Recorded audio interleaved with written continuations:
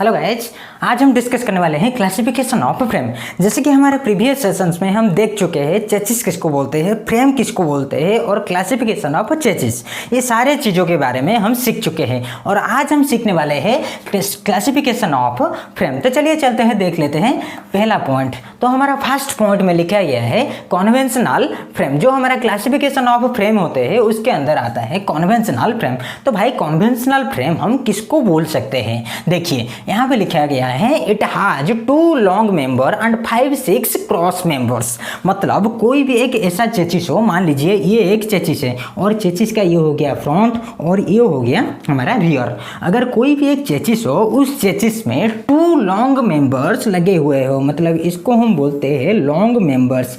अगर बॉडी के साथ ये हमारा हॉरिजॉन्टली लगा हुआ होता है तो हम इसको बोलते हैं long members. Okay, 2 long members ऐसे लगे हुए हो और 5-6 क्रॉस मेंबर्स, मतलब ऐसे कुछ क्रॉस मेंबर्स लगे हुए हो, इसको हम बोलते हैं क्रॉस मेंबर्स। अगर ऐसे कुछ क्रॉस मेंबर्स लगे हुए होते हो तो इसको हम बोल सकते हैं कन्वेंशनल फ्रेम। ठीक है, मतलब कोई भी एक चेसिस हो, ठीक है, कोई भी चेसिस हो, कोई मायने नहीं रखता है हमारे लिए। अगर उसमें क्या होता हो, अगर 2 लॉन्ग क्रॉस मेंबर्स ऐसे लगे हुए होते हैं और 5-6 क्रॉस मेंबर होते हैं, उसको हम बोल सकते हैं कन्वेंशनल फ्रेम। ठीक है, देख लेते हैं सेकंड पॉइंट। सेकंड पॉइंट हो गया हमारा section sir box type, tubular type और चैनल टाइप। बेसिकली ये जो कन्वेंशनल फ्रेम्स होते हैं ये कई तरह के होते हैं, मतलब सेक्शंस की तरह होते हैं ये सारे के सारे। जैसे कि हमारा हो गया बॉक्स टाइप, ट्यूबुलर टाइप और चैनल टाइप। बॉक्स टाइप का मतलब ये जो होता है इसको हम बोलते हैं बॉक्स टाइप। ओके, इस तरह का कुछ होता है। और ट्यूबुलर टाइप कुछ इस तरह के होते हैं, ये हो गए हमारे ट्यूबुलर फ्रेम्स। ये सारे के सारे हमारे कन्वेंशनल फ्रेम होते हैं। नेक्स्ट हो गया चैनल कुछ इस तरह का होता है, इसको हम बोल सकते हैं चैनल। तो ये जो सारे के सारे हो गए ये हमारे कन्वेंशनल फ्रेम के अंदर ही आते हैं। ठीक है, नेक्स्ट पॉइंट देख लेते हैं इंटीग्रल फ्रेम। अच्छा, इंटीग्रल फ्रेम हम किसको बोल सकते हैं? हियर इज नो फ्रेम, मतलब इसमें कोई भी फ्रेम नहीं होता है। भाई हम तो यहाँ पे फ्रेम के बारे में पढ़ रहे हैं, लेकिन यहाँ पे लिखा गया है नो फ्रेम। बताऊंगा अभी। And all assembly units attached to the body. जैसे कि हम लोग सीख चुके हैं जो हमारे प्रीवियस सेशंस में एक चेसिस था जिसका नाम था मोनोकोक चेसिस। ठीक है, वो जो चेसिस था उसको हम मोनोकोक चेसिस क्यों बोल रहे थे? क्योंकि जो हमारे जनरल चेसिस होते हैं उनमें क्या होता है, जो हमारे जनरल व्हीकल्स होते हैं, व्हीकल वगैरह में हमारे जो चेसिस हो गया और जो बॉडी हो गया, ये दोनों के दोनों मतलब क्या होते हैं, ऐसे फिक्स होकर रहते हैं और उनको हम रिमूव भी कर सकते हैं। लेकिन मोनोकोक चेसिस में क्या होता था, बॉडी और जो चेसिस थे ये दोनों पूरा का पूरा फिक्स्ड थे।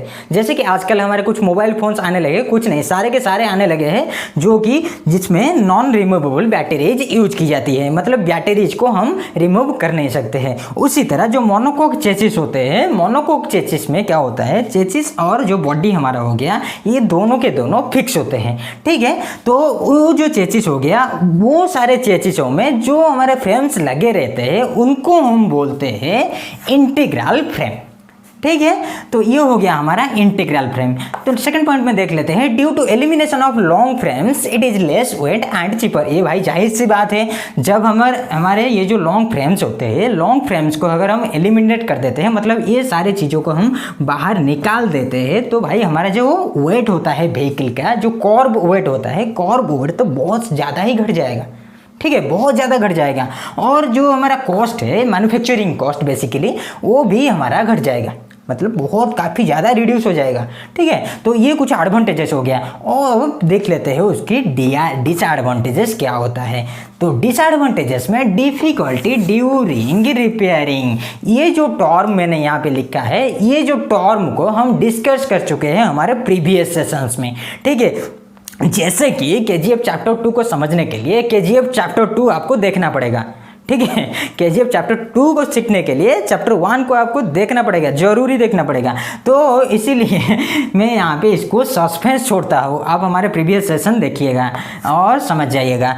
ठीक है, नेक्स्ट देख लेते हैं सेमी इंटीग्रल फ्रेम। अच्छा, इसको हम कैसे समझ सकते हैं? सेमी इंटीग्रल हम किसको बोल सकते हैं?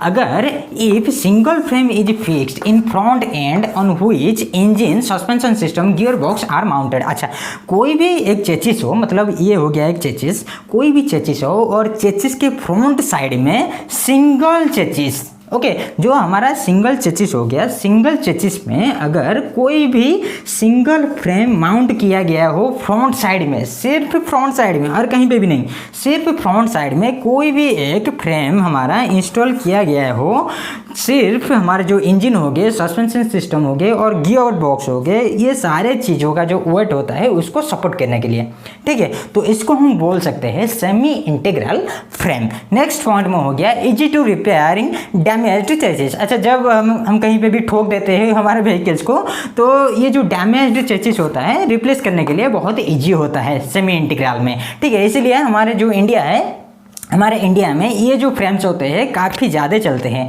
ठीक है, लगभग हर व्हीकल्स में। और ये जो कन्वेंशनल होते हैं, कन्वेंशनल हमारे बड़े बड़े ट्रक्स में दिखे जाते हैं आजकल, तो और ये जो हमारा सेमी इंटीग्रल हो गया, ये सारे के सारे अभी इंडिया के जितने भी व्हीकल्स आते हैं सारे व्हीकल्स में यूज की जाती हैं, ठीक है। नेक्स्ट देख लेते हैं। तो ये जो हमारा था, ये कुछ थोड़ा बहुत हमारा क्लासिफिकेशन था, बहुत छोटा सा टॉपिक है, ठीक है, तो ये हमारा क्लासिफिकेशन हो गया फ्रेम्स के बारे में, ओके। तो नेक्स्ट चलते हैं, देख लेते हैं कुछ टाइप्स। अच्छा, टाइप्स के अंदर हमारा आ जाता है पहला पॉइंट में लैडर फ्रेम। अच्छा, लैडर फ्रेम हम किसको बोलेंगे? जैसे कि हम देख चुके हैं लैडर चेचिस था, जो कि एक चेचिस था और लैडर की तरह दिख रहा था, मतलब इस तरह का कुछ बना हुआ था, जिसका बनावटी कुछ इस तरह का था। लेकिन लैडर फ्रेम हम किसको बोलेंगे? कोई भी एक चेचिस हो और वो जो चेचिस होता है उस चेचिस में कुछ इस तरह के फ्रेम्स लगे हुए हो, लेकिन except ladder chassis, ladder chassis को छोड़कर कोई भी ऐसा चेचिस हो जिसमें ये फ्रेम्स लगे हुए हो, लैडर की तरह दिख रहे हो, तो इसको हम बोलते हैं लैडर फ्रेम्स, ठीक है। और ये जो लैडर फ्रेम है इसका कुछ एडवांटेजेस भी है। एडवांटेजेस जैसे कि हमारा बीम रेजिस्टेंस हो गया, बीम रेजिस्टेंस इसका कुछ अच्छा खासा है और इम्पैक्ट लोड को जो होता है वो भी कैरी कर पाता है, लेकिन इतना ज़्यादा नहीं, लेकिन कैरी कर पाता है, ठीक है, अच्छा खासा है। हमारे इंडिया में इसको प्रेफर की जाती है, काफ़ी ज़्यादा यूज भी की जाती है इंडिया में। और हमारा व्हीकल जब बनना शुरू हुआ था तो ये जो लैडर चेचिस है, ये लैडर चेचिस था और लैडर फ्रेम था, ये दोनों हमारे यूज किए जाते थे, चाहे वो कार्गो ट्रक्स हो गया या हमारे कोई भी कार्स हो गए, सारे हमारे व्हीकल्स में ये जो हमारे लैडर चेचिस और लैडर फ्रेम्स होते हैं ये यूज किए जाते थे। लेकिन अभी जो हो गया, अभी कुछ एडवांस फॉर्म आ गए हैं, जैसे कि हमारा बैकबोन हो गया। और बैकबोन ये एक ऐसा चेचिस है, मतलब एक ऐसा फ्रेम है जो कि बैकबोन हमारा जो चेचिस था, बैकबोन चेचिस में यूज किया जाता है और अलग अलग चेचिसों में भी ये बैकबोन को हम अभी अडॉप्ट कर लेते हैं। जैसे कि इसका एक खासियत है, क्योंकि जो हमारा टॉर्सनल रेजिस्टेंस होता है व्हीकल का, टॉर्सनल रेजिस्टेंस को ये अच्छा खासा मैनेज कर लेता है, ठीक है। और जो बीम रेजिस्टेंस हो गया, बीम रेजिस्टेंस भी उसका कुछ अच्छा खासा है और जो इम्पैक्ट लोड होता है, इम्पैक्ट लोड को भी वो सह लेता है। तो इसीलिए ये हो गया इसका एडवांटेजेस। लेकिन डिसएडवांटेजेस ये है कि ये जो बैकबोन फ्रेम होते हैं, ये जो बैकबोन फ्रेम्स को हम सिर्फ 7 टन तक ही यूज कर सकते हैं। मतलब जो भी हम पढ़ रहे थे हमारे क्लासिफिकेशन में व्हीकल्स का, तो जो हमारे 7 टन तक जो भी हमारे व्हीकल्स होते हैं और लोड को कैरी कर सकते हैं, 7 टन तक का लोड, वो जो सारे चेचिस हो गए और जो सारे व्हीकल्स हो गए, उनमें हम बैकबोन फ्रेम को यूज कर सकते हैं, उससे ज़्यादा नहीं यूज कर सकते हैं, ठीक है। तो ये हो गया कुछ डिसएडवांटेजेस। नेक्स्ट देख लेते हैं एक्स फ्रेम। अच्छा, एक्स फ्रेम हम किसको बोलेंगे? अगर कोई भी एक चेचिस हो और चेचिस के अंदर कुछ इस तरह का हमारा फ्रेम लगे हुए हो, ये जो फ्रेम्स होते हैं कुछ इस तरह का लगे हुए हो, इसको हम बोलते हैं एक्स फ्रेम। अच्छा, इसका कुछ एडवांटेजेस भी हैं, जैसे कि मान लीजिए कोई अगर हमारा अलग अलग चेचिस होते हैं, अलग अलग चेचिसों में होता क्या है, अगर इस तरह का फ्रेम्स नहीं लगे हुए हो तो हमारा जो इंजन हो गया, फ्लाई व्हील हो गया, गियर बॉक्स हो गया, ये सारे के सारे जो सारे के सारे हो गए ये पास ही रहते हैं, मतलब आपस में मतलब सटे हुए रहते हैं, ठीक है। लेकिन ये जो एक्स फ्रेम है, एक्स फ्रेम हमको क्या करता है, एक्स्ट्रा लार्ज स्पेस दे देता है, ट्रांसमिशन के लिए। मतलब ये हो गया हमारा एक्स वाला फ्रेम। तो हम क्या कर सकते हैं, गियर बॉक्स को यहाँ पे इंस्टॉल कर सकते हैं और यहाँ पे हम प्रोपेलर शाफ्ट लगा सकते हैं और यहाँ पे डिफरेंशियल भी लगा सकते हैं। मतलब जो हमारा ट्रांसमिशन हो गया, ट्रांसमिशन को कुछ अच्छा खासा स्पेस मिल जाता है, ठीक है। तो ये हो गया उसका एडवांटेजेस। नेक्स्ट देख लेते हैं पेरीमीटर फ्रेम। तो ये पेरीमीटर जो फ्रेम होता है, बेसिकली पेरीमीटर फ्रेम्स जो हमारे मान लीजिए कुछ व्हीकल्स होते हैं, जो व्हीकल्स का ग्राउंड क्लियरेंस है और जो उसका हाइट होता है व्हीकल्स का बहुत ही कम होता है। मान लीजिए बुगाटी हो गया, फरारी हो गया, ये जो सारे व्हीकल्स होते हैं, ये सारे व्हीकल्स का जो हाइट होता है, ये जो देखिए मान लीजिए ये जो हमारा हाइट है, ये हाइट बहुत ही कम होता है according to the general cars.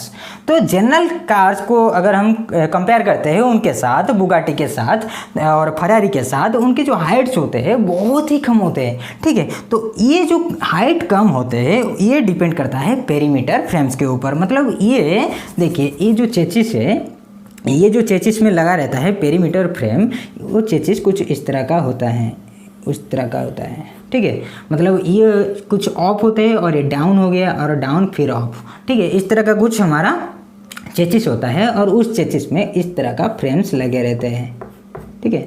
इस तरह का कुछ फ्रेम्स हमारे लगे रहते हैं, ओके।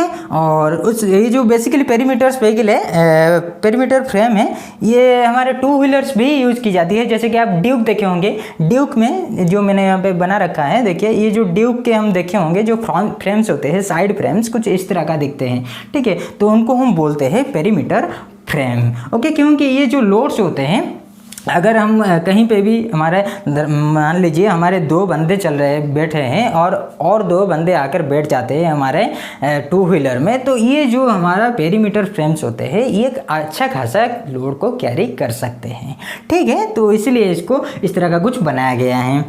नेक्स्ट पॉइंट में देख लेते हैं प्लेटफॉर्म फ्रेम। अच्छा, प्लेटफॉर्म फ्रेम हम किसको बोलते हैं? जैसे कि आजकल हम देख रहे हैं डबल डेक हमारे बसेस हो गए या कुछ वॉल्वो बसेस हो गए, कुछ इस तरह का बसेस होते हैं। मतलब कुछ लोग ऐसे बैठे रहते हैं, ऐसे यहाँ पे सीटें होते हैं और कुछ सीटें ऐसे होते हैं, देखे होंगे आप लोग। तो इसको हम बोलते हैं प्लेटफॉर्म फ्रेम। मतलब जो भी हमारे फ्रेम्स हो गए ये पूरा का पूरा सीट मेटल के ही होते हैं, ठीक है। तो बेसिकली हमारा जो फ्लोर स्पेस है, फ्लोर स्पेस को ज़्यादा बढ़ाने के लिए, इम्प्रूव करने के लिए हम क्या करते हैं, प्लेटफॉर्म फ्रेम का यूज किया करते हैं आजकल के ज़माने में। और ये जो प्लेटफॉर्म फ्रेम्स होते हैं आजकल के ज़माने में काफ़ी ज़्यादा यूज होने लगे हैं। और पेरीमीटर फ्रेम और प्लेटफॉर्म फ्रेम ये दोनों काफ़ी ज़्यादा यूज होते हैं आजकल के ज़माने में। तो ये हो गया हमारा थोड़ा बहुत क्लासिफिकेशन ऑफ फ्रेम। बहुत ही छोटा सा टॉपिक है, कुछ ज़्यादा नहीं है, बहुत ही कम है। तो ये हो गया हमारा ये सारा टॉपिक। तो ये हमारा है पेरीमीटर फ्रेम, मैंने यहाँ पे बना के रखा है। ये पेरीमीटर फ्रेम का आई हो गया, ये चेसिस हो गया, बहुत इंपॉर्टेंट है ये, इसलिए मैंने इसका एक फिगर बना दिया है। तो नोट कर लीजिएगा, इसको बना दीजिएगा, हो सके तो स्क्रीनशॉट ले लीजिएगा। और उसके बाद ये हो गया हमारा क्रैडल फ्रेम। और एक फ्रेम भी आता है जिसको हम बोलते हैं क्रैडल फ्रेम। बेसिकली ये हमारे टू व्हीलर्स में यूज़ की जाती है आजकल के ज़माने में। अब जितने सारे टू व्हीलर्स देख रहे हो, ये सारे हमारे जो टू व्हीलर्स होते हैं उनमें क्रैडल फ्रेम लगे हुए होते हैं, ठीक है। तो ये हो गया हमारा क्रैडल फ्रेम। ये जो देख रहे हो अब बाहर का हिस्सा, ये हो गया हमारा चेसिस। और ये जो सारे अंदर के जितने भी पार्ट्स होते हैं ये हो गए हमारे फ्रेम। इसको हम बोलते हैं क्रैडल फ्रेम, ठीक है। ऐसा करता हूँ कि आप लोगों को समझ में आ गया होगा। और आज हमारा पहला चैप्टर कंप्लीट हो रहा है, ठीक है। ये तो सिर्फ हमारा पहला चैप्टर था, असली कहानी तो अब शुरू होने वाला है, ठीक है। तो ये हो गया हमारा पहला चैप्टर। हाँ, तो और एक बात मैं बोलना चाहता हूँ आप लोगों को, मैं लाइव सेशन भी करना चाहता हूँ, ठीक है। जो क्वेश्चन आंसर होता है, क्वेश्चन आंसर के बारे में हम डिस्कस करने वाले हैं, ठीक है। मैं चाहता हूँ कि लाइव सेशन में हम क्वेश्चन आंसर का डिस्कशन किया करें। तो आप लोग मेरे को बताइएगा कब करेंगे और कितने बजे करेंगे तो बेहतर रहेगा। मेरा मानना है कि संडे में करेंगे तो बेहद अच्छा रहेगा, और कितने टाइम में करेंगे आप लोग मेरे को बताइएगा तो अच्छा रहेगा, ठीक है। रुकता हो, कमेंट सेक्शन में मेरे को ज़रूर बताइएगा लाइव सेशन करेंगे तो कितना बढ़िया होगा, ठीक है। रुकते हैं, आज कुछ मैं थोड़ा सा डिस्टर्ब हूँ, ठीक है, इसलिए वीडियो भी कुछ अच्छा खासा नहीं बना है, ओके, ठीक है। जो भी हो आप लोग पढ़ लीजिएगा, okay, take care, bye bye.